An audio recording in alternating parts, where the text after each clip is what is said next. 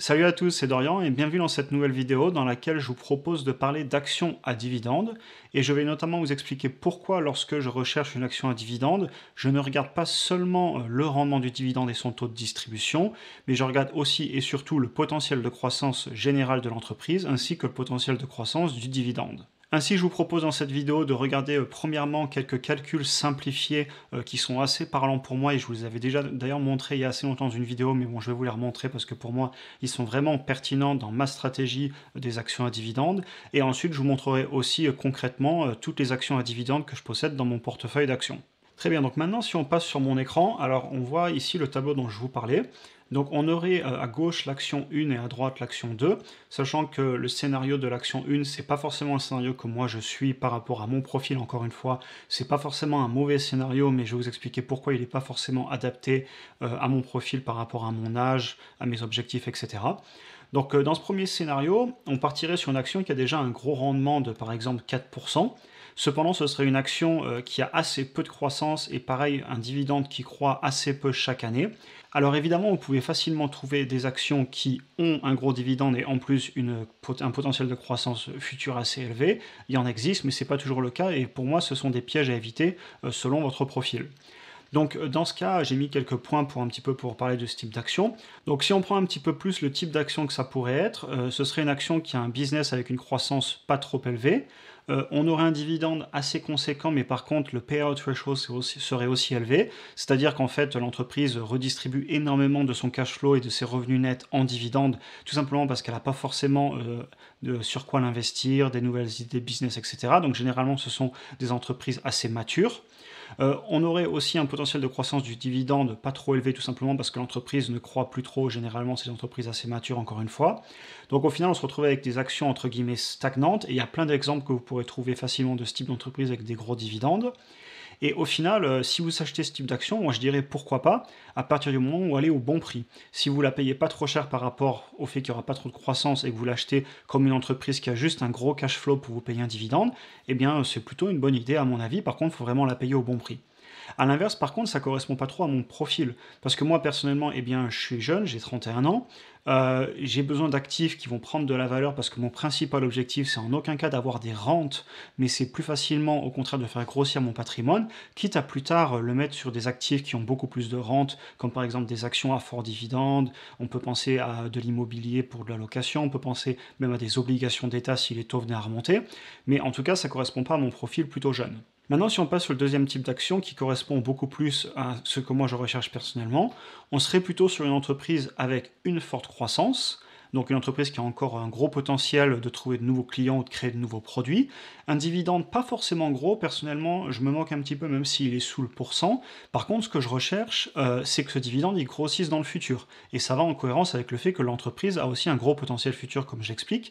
Si elle croit dans le futur, qu'elle augmente ses revenus massivement, eh bien peut-être qu'avec le temps, en devenant plus mature, elle va verser un plus gros dividende. Et on a beaucoup d'entreprises comme ça qui sont des exemples dans le passé. Vous prenez par exemple l'histoire très connue de Warren Buffett avec Coca-Cola. C'était une entreprise qui avait un gros potentiel de croissance et qui aujourd'hui n'a plus forcément beaucoup de croissance. Par contre, lui, s'il prend son dividende par rapport au prix qu'il a payé à l'époque, il est extrêmement élevé. Alors aujourd'hui, ce n'est plus une entreprise qui rentre dans cette catégorie, mais à l'époque, c'était le cas. Donc voilà, donc ici par exemple, moi je partirais sur une action dans mon tableau qui aurait que 1% de dividende au départ.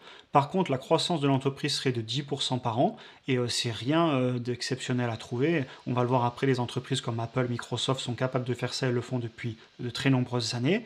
Et on serait sur une croissance du dividende assez raisonnable, mais on va quand même tout de même mettre 5%.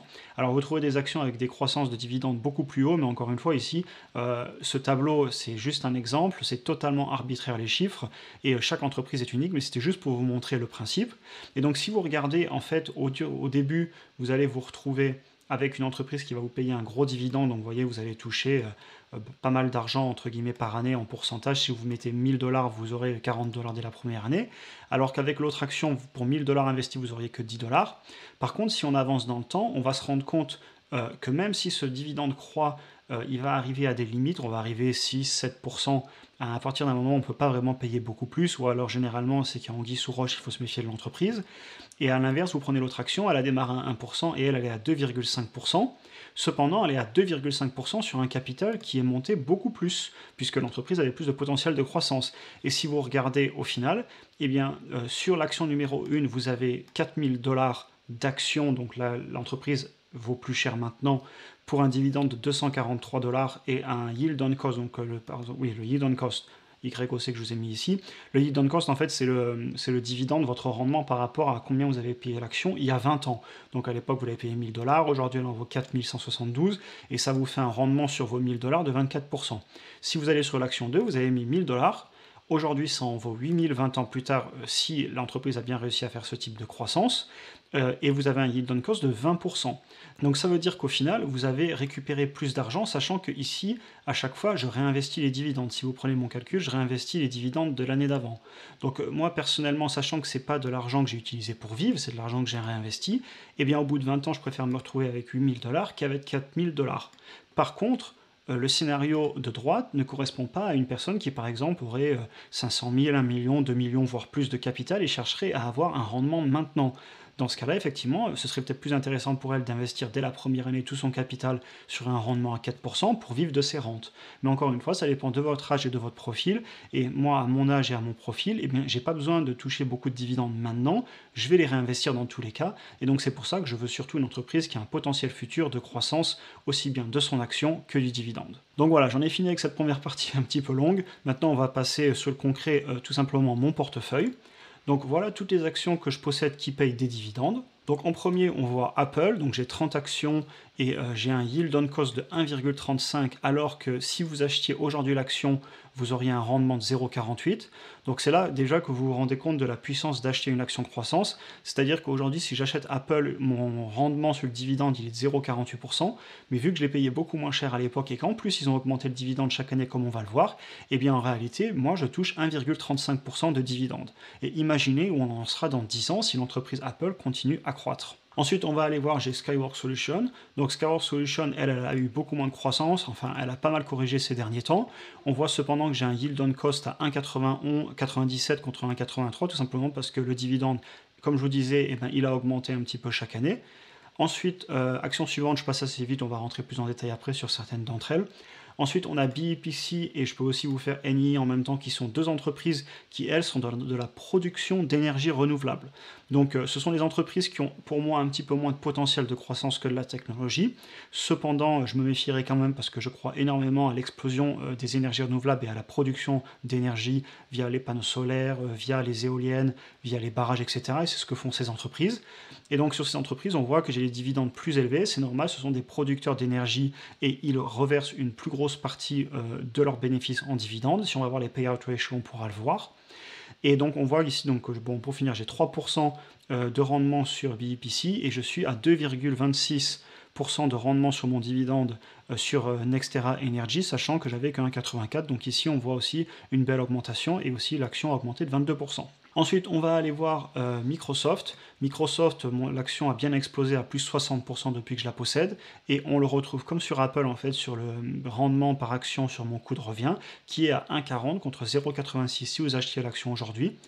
Donc en fait, vous voyez, le schéma, il se répète à chaque fois. Vu que ces actions, eh ben, elles augmentent en termes de prix de l'action, eh bien, mes rendements, en fait, sont bien meilleurs et en plus, dans le temps, ils vont augmenter leurs dividendes. À l'inverse, après, je vais vous montrer une action où, en fait, le prix, eh ben, depuis 20 ans, il est à peu près plat. Et donc, dans ce cas-là, c'est un tout autre scénario. Le rendement est très bon. Par contre, il faut vraiment l'acheter au plus bas parce que sinon, on peut perdre de l'argent d'un point de vue du capital sur le court terme, voire même sur le long terme, si l'entreprise n'a pas un beau futur. Donc ensuite, on continue avec les deux dernières, Nvidia et Qualcomm, tous les deux des fabricants de puces électroniques qui versent un dividende. Bon, Nvidia, je vous l'ai mis, mais bon, on est sur du 0,08%, c'est vraiment anecdotique, mais bon, je vous l'ai mis, il y a un dividende. Et ensuite, Qualcomm, là, on est sur déjà un meilleur dividende à 2,44% sur mon prix de revient et à 1,94 si vous l'achetiez aujourd'hui. Et ensuite, je vous ai mis aussi deux actions supplémentaires. Alors tout simplement, je vous ai mis Disney parce que Disney, c'est une entreprise qui pendant très longtemps a payé un dividende et ils ont eu à le couper tout simplement à cause de ce qui s'est passé avec la pandémie. Mais je voulais quand même vous la présenter parce que je suis persuadé que cette entreprise dans le futur peut-être dans de nombreuses années, pourrait repayer un dividende, et qui plus est, je crois au business model de l'entreprise, et je suis persuadé qu'on a aussi de la croissance à venir. Donc cette entreprise, pour moi, fait partie de cette catégorie, mais actuellement, elle ne paye pas de dividendes. Et enfin, je voulais aussi vous mentionner les ETF, donc tous les fonds indiciels à faible frais sur lesquels vous pouvez investir, comme le S&P 500, les marchés émergents. Eh bien, ils vous payent des dividendes. On est généralement entre 0,5, 1%, voire 2-3% si vous avez un ETF qui est spécialisé dans les dividendes. Et au final, de la même façon, chaque année, si vous regardez, eh bien, tout l'ETF va vous payer plus de dividendes parce que de très nombreuses entreprises dans ces ETF augmentent elles-mêmes leurs dividendes chaque année. Très bien, donc maintenant passons sur quelques cas particuliers pour vous montrer un petit peu plus en détail des indicateurs financiers. Donc tout d'abord, on va prendre Exxon. Alors Exxon, c'est une entreprise dans le milieu du pétrole, et c'est une entreprise qui, si on regarde la courbe depuis de très nombreuses années, eh bien il ne se passe pas grand-chose. Donc voilà, là on va remonter, vous voyez, en 2000, attendez, je vais le passer en mensuel parce qu'en fait l'entreprise est très vieille. Donc si vous regardez, l'entreprise, eh bien, elle a explosé dans les années 2000, ensuite elle est bien montée, et depuis, si vous regardez en mars dernier, elle est redescendue au plus bas de 2000. Donc elle a effacé 20 ans de gains, comme si de rien n'était, et aujourd'hui elle est remontée au plus haut, mais si vous prenez cette entreprise sur le long terme, je ne suis pas persuadé qu'elle a un avenir incroyable. Alors après, ne jamais dire jamais, évidemment, on va continuer à consommer du pétrole, j'ai rien contre cette industrie, j'investis pas personnellement dessus, mais je voulais quand même vous montrer qu'il faut se méfier, parce qu'une personne qui l'aurait acheté au plus haut ici en 2014, donc c'était il y a déjà 6 ans, et bien aujourd'hui elle est en perte de 20%. Alors certes, elle a touché un gros dividende, elle l'a réinvesti, et donc c'est parfait si la personne, quand elle a investi, elle avait 50-60 ans et elle voulait vivre de ses rentes, puisque de toute façon, elle n'aurait pas prévu de vendre ses actions et elle aurait juste touché ses dividendes. Par contre, à l'inverse, imaginez un profil comme le mien, si j'ai investi il y a 6 ans dessus, et bien aujourd'hui, je suis toujours en baisse de 17-18%. Alors oui, j'ai touché les dividendes, mais j'ai pas du tout fait croître mon patrimoine, et c'est quelque chose que je cherche à faire par rapport à mon âge et le fait que j'ai encore pas mal de temps devant moi, où je vais être actif, travailler, je vais pouvoir investir plus, et donc j'ai pas besoin de ces rentes et de ces dividendes. Alors à l'inverse, on va aller voir d'autres entreprises comme par exemple Microsoft et Apple que je possède. Donc Microsoft et Apple, on peut aller voir si vous voulez rapidement les graphiques depuis l'époque, mais honnêtement, bon, c'est une explosion à la hausse, donc voilà, par rapport à Exxon, il n'y a même pas à se poser de questions. Voilà, si on repart en 2014, on était, et on remonte, on a fait x6. Donc incomparable en termes de croissance des entreprises, c'est normal, c'est l'entreprise de la tech, j'ai rien contre Exxon encore une fois, c'est juste pas le même type d'entreprise, et c'est ce que j'essaie de vous expliquer via cette vidéo. Et donc si on va voir Microsoft plus en détail, on voit qu'ils ont un payout ratio que je voulais vous montrer notamment de 24,3, donc ça veut dire qu'ils réinvestissent énormément de leurs revenus et ils payent un petit dividende. À l'inverse, si vous allez voir Exxon, on va avoir un payout ratio de 64-65%. Donc vous voyez qu'ils reversent la majorité de leurs revenus nets en dividendes tout simplement. Et ensuite, si on va voir Apple, pareil, on devrait être très bas, donc voilà, on est à 14%. Donc encore une fois, ça vous montre que ce sont des entreprises avec des profils très différents, et vous allez aussi le retrouver sur le prix. C'est-à-dire que là, vous avez un forward PE et un PE à 28 et 25, Microsoft à 30 et 26, ce sont des valuations, donc des multiplicateurs de revenus nets très élevés, c'est normal, ces entreprises ont encore beaucoup de croissance, du moins c'est l'avis des investisseurs et c'est aussi mon avis. Par contre, si vous allez voir Exxon, eh bien forcément, vous avez un forward PE de 11 ou 12, et c'est assez faible. Et donc c'est aussi normal, puisque l'entreprise a beaucoup moins de potentiel de croissance. Et ça d'ailleurs, on va le retrouver très bien sur les croissances des revenus passés. Si on va voir Exxon, on voit que les revenus depuis 2010, eh bien, globalement, ils ont baissé, ils ont remonté un petit peu, bon, ils font le yo-yo globalement, mais voilà, on est quand même passé de 127 milliards à 80, donc on a fait une belle baisse. À l'inverse, vous allez voir un Microsoft, eh bien, on a une superbe augmentation de 60 à 180, donc on a fait un x3 sur les revenus. Et si on va voir Apple par curiosité aussi, on est passé de 46,50 à 370. Donc je vous fais même pas les calculs, vous voyez le type d'augmentation des revenus qu'on a. Et encore une fois, j'ai rien contre Exxon, c'est juste des entreprises très différentes, il faut savoir sur quoi vous investissez. Vous pouvez aussi, pour info sur MacroTrend, aller voir facilement les historiques de dividendes si ça vous intéresse de les rechercher rapidement. Donc on voit que Exxon l'augmente depuis très longtemps et c'est normal puisqu'ils en ont fait une spécialité. Tout le monde connaît cette entreprise comme une entreprise qui augmente très légèrement son dividende chaque année et tout simplement c'est une des stratégies de l'entreprise pour capter ses investisseurs et c'est clairement une entreprise de rendement. A l'inverse, on va aller voir Microsoft. Alors eux aussi, ils augmentent chaque année. Par contre, vous voyez que ce n'est pas non plus leur priorité. Ils n'ont pas hésité à le baisser un petit peu s'ils en avaient besoin. Là, on le voit, c'était en 2020. 2019-2020. Et pour moi, c'est pas un problème puisque je cherche pas à avoir un dividende aristocrate, je cherche pas à avoir une entreprise qui augmente son dividende depuis 30 ans, 40 ans. Je cherche avant tout, comme je vous le disais, ce compromis entre croissance et dividende. Et enfin, je peux aussi vous montrer Apple. De la même façon, Apple en 2012, ils ont commencé à payer un dividende et depuis ce temps-là, ils l'augmentent chaque année. Et donc on verra s'il continue dans le futur, mais bon, a priori, on n'est pas trop mal parti. Alors je voulais aussi vous parler un petit peu d'entreprises dans l'immobilier, les REITs aussi, parce qu'on en a parlé il n'y a pas longtemps dans un commentaire, donc je me suis dit, ben tiens, pourquoi pas en parler. Donc si on prend par exemple Realty Income, on va voir que c'est une entreprise qui a une belle croissance depuis qu'elle est cotée en 1995. Voilà. Par contre, si on regarde, on voit que, en gros, là, si je prends ici depuis 2012, donc ça fait 10 ans que l'entreprise, elle monte, certes, mais vous voyez qu'elle a quand même eu plusieurs belles corrections en 2018 et en 2020. Et par contre, si vous regardez, on est sur un price to earning à 76. Et un price to sales, donc un price to earning, c'est le prix par rapport au revenu net par action, et le price to sales, c'est le prix par rapport au revenu brut par action, donc par rapport aux ventes de l'entreprise. Et on voit qu'on est sur des ratios très élevés pour une entreprise qui justifie certes d'une croissance, mais je ne pense pas qu'on soit sur des croissances exceptionnelles. Si on part en 2012, on prend du 10 ans, on a fait un x2. Donc justifier d'un tel PI, pour moi, c'est beaucoup. Il faudra aller voir plus en détail les indicateurs de l'entreprise. D'ailleurs, on peut le faire ensemble si vous voulez, par curiosité. Et donc, si on regarde l'entreprise, bon, je vais la passer en monthly pour voir depuis le temps. Donc, on voit qu'elle est quand même globalement en hausse, pas énormément.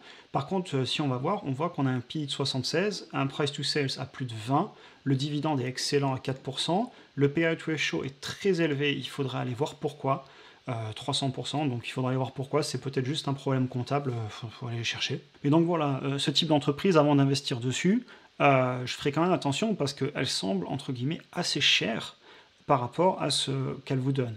Alors, je sais pas, peut-être qu'il y a des raisons, peut-être qu'ils vont avoir une énorme explosion de leurs revenus dans le futur, mais a priori, quand je regarde comme ça, j'irai quand même gratter un petit peu plus et j'irai pas juste investir sur l'action parce qu'elle paye des dividendes tous les mois et parce que c'est une action connue. Donc voilà, comme je le dis à chaque fois, je ne peux pas vous donner de conseils, d'ailleurs personne ne le peut, c'est votre propre argent, vous prenez tous les risques, mais faites quand même attention quand vous investissez, regardez pas que le dividende qui pourrait vous faire miroiter et vous dire ça y est, c'est génial, je vais toucher tant d'argent. Attention, il y a quand même d'autres choses à prendre en compte. Au final, on investit dans des vraies entreprises.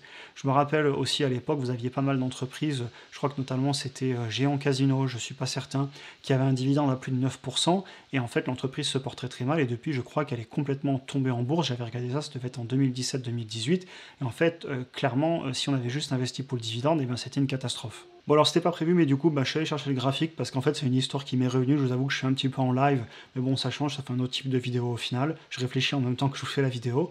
On retrouve l'entreprise et vous voyez, moi je l'avais regardé à l'époque, je crois en 2017. Vous voyez, elle se baladait autour des combien? Allez, on doit être autour des 50-60 $. Aujourd'hui elle en vaut 15. À l'époque elle avait un magnifique dividende, je crois de pas loin de 10%, il faudrait rechercher. Et aujourd'hui, eh bien le dividende il a été coupé. Et d'ailleurs, je vous ai retrouvé l'historique. Donc le voilà, en 2019, on était à 11%. Moi, quand je l'ai regardé en 2017, vous voyez, on retrouve le 9% dont je vous parlais. Ils l'avaient baissé et ils l'ont coupé. Et donc, à l'époque, je me rappelle, c'était une action dont tout le monde parlait parce qu'on était sur un rendement incroyable. Mais encore une fois, voilà, il y a des pièges. Je ne suis pas là pour dénigrer cette action en particulier. Je vous dis juste, faites attention aux dividendes qui sont trop mirobolants, qui vous vendent du rêve. Il y a vraiment beaucoup d'autres choses à regarder et donc soyez prudents quand vous investissez. Très bien, et bien écoutez, sur ce, j'en ai fini avec cette vidéo. Comme d'habitude, n'hésitez pas à me dire ce que vous en avez pensé. Est-ce que vous aussi vous investissez dans les actions à dividendes? Est-ce que c'est la même stratégie que moi ou est-ce que vous êtes plus sur une stratégie de rendement pur? Et sur ce, écoutez, comme d'habitude, je vous souhaite un bon dimanche et on se voit dans la prochaine vidéo.